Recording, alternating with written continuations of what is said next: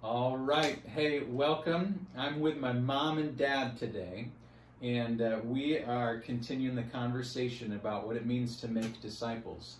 This is a major, important thing in the church and close to the heart of Jesus. And I thought that I'd bring two of the most faithful laborers in the kingdom to help us learn what it means to make disciples with our life. So let me start by just sharing with you where we're at as a church, and I'll share just a little bit of scriptures. And so we have said that making disciples is helping people follow Jesus. And in the coming weeks, we're going to just further explore definitions of what it means to make disciples. This week, we're going to talk about how it's deliberately doing spiritual good to another person. And so my mom and dad, they've lived a wonderful life making disciples. Mom and dad, here's a good verse that I think about you guys a lot.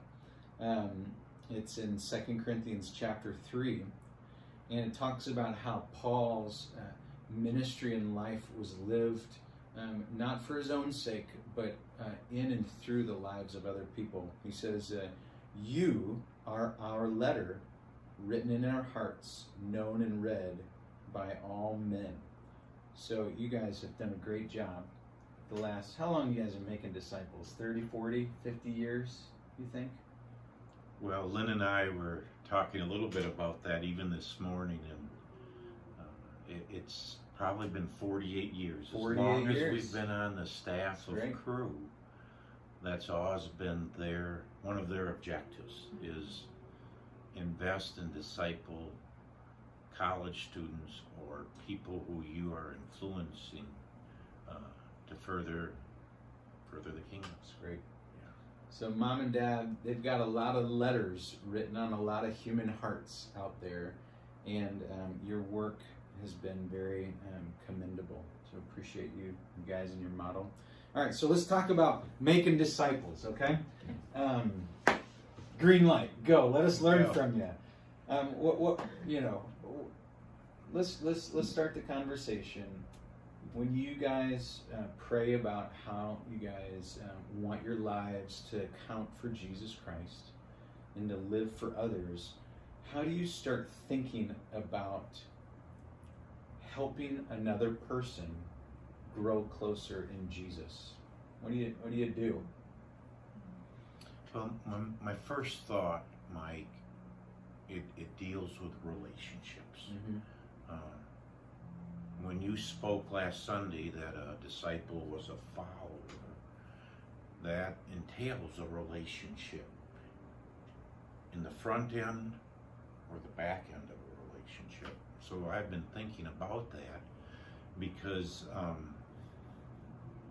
it's laid out in ministry, I think, with a number of key words. Mom, your cell phone's on. I know, I'm so sorry. All good. We're just uncut, unedited, raw. This is the life of Christ, right? It's on the left. You gotta flick that switch. Hey. All right, go ahead, Dad. I'll pull my phone off. I'm not going to get right here. There you are. No, it's one. this one. Yeah. It's got to be the red, doesn't it? Uh-huh. I got you. I don't know where he is. There it is. You did it. You did it. It's got to. Should I just pick up? Yeah, it's got to be in relationship. It's got to be in relationship because you just don't check it off the box.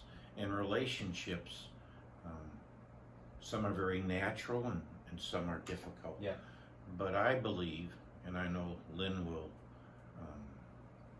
support this as well, is that God brings the relationships to you and you want to respond to them properly. Yeah.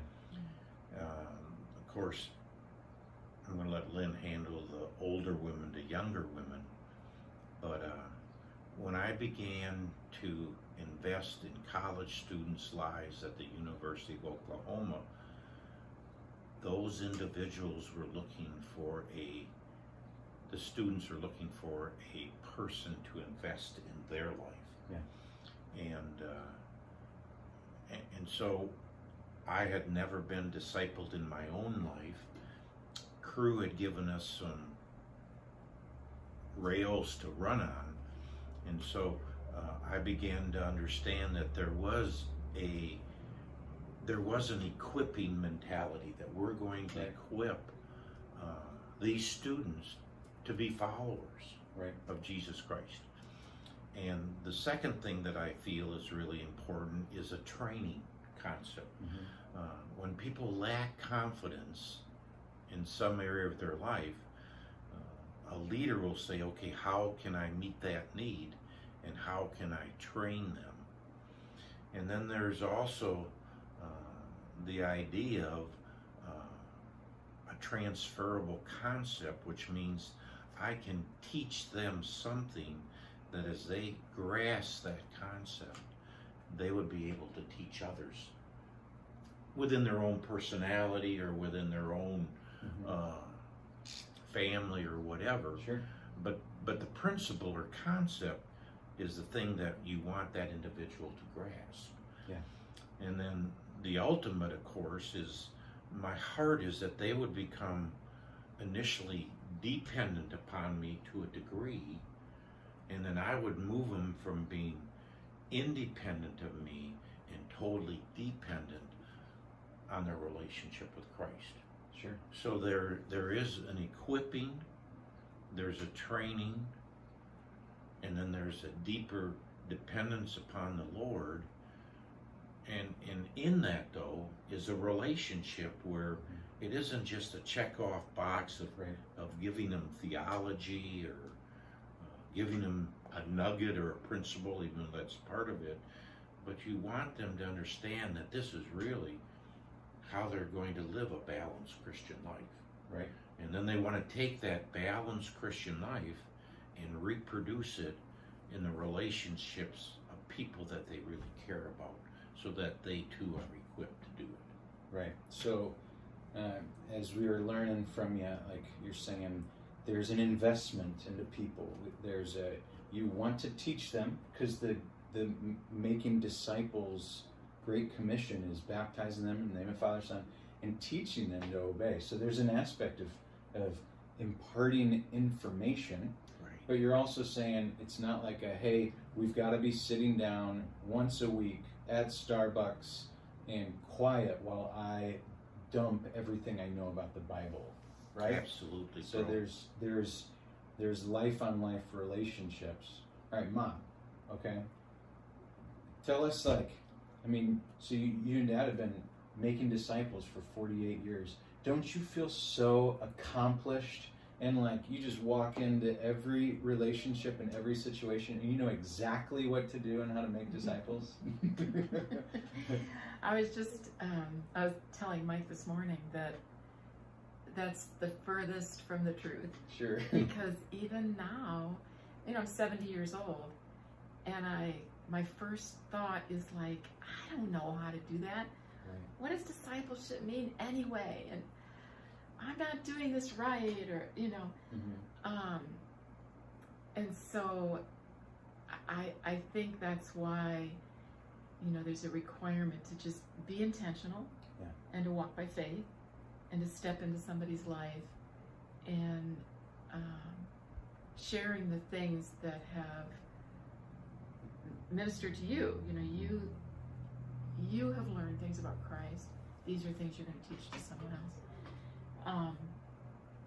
But yeah, there's always the feeling of inadequacy. Yeah.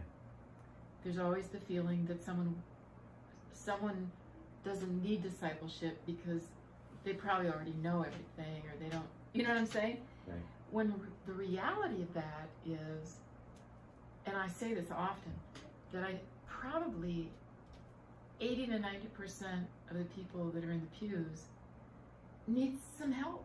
Right. Or maybe 100%. We all need help. And I think that's why that there are some things that I specifically like to do in discipleship. Yeah. Because they're basics. And no one's ever shared with them. The basic things like the assurance that they can know that they're saved and have that assurance from God, or